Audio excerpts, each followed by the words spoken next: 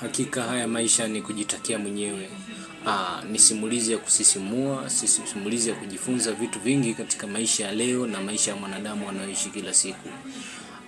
Kulitokea kijana mmoja kutoka nchini Kenya. Alikuwa ni kijana mstaarabu, anapenda kuishi na watu vizuri. Hivyo alipata matatizo na akafungwa kwa kesi ambayo sio ya kwake, kesi ambayo haimuhusu kabisa, kesi ambayo ukikaa na kuangalia unaona kabisa ni maonezi. Basi alihukumiwa kifungo cha miaka 30 na yeye mwenyewe alikuwa na miaka 40, na maana akitoka atakuwa na miaka kama 70. Basi kufika jela akaunda marafiki na marafiki. Hivyo alikaa jela ndani ya miaka, huwezi amini, alikaa ndani ya jela miaka 27.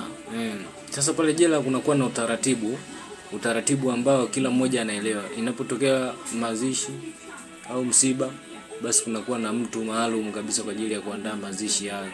Basi akajenga urafiki na yule jamaa. Baada ya kujenga urafiki, akamwomba rafiki yake kwamba bwana, ikitokea kuna msiba, naomba uniweke kwenye jeneza ili uende kunizika, baada ya nusu saa utakuja kunifufua. Unajua binadamu kama nusu saa anaweza akaishi ndani ya sanduku ambalo linahifadhi hewa kwa muda mfupi ya oksijeni ndani ya ardhi.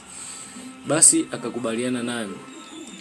Baada ya kufika miaka 28 sasa jela, ilitokea msiba.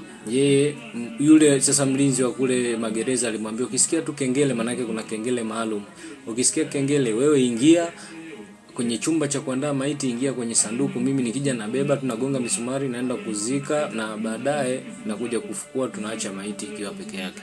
Basi jamaa alikubaliana na hilo, na aliposikia kengele siku hiyo, basi huwezi amini, aliingia moja kwa moja kwa haraka kuingia kuangalia maiti na akalala katika maiti. Unajua ni nini kiliendelea? Usikose episode 2.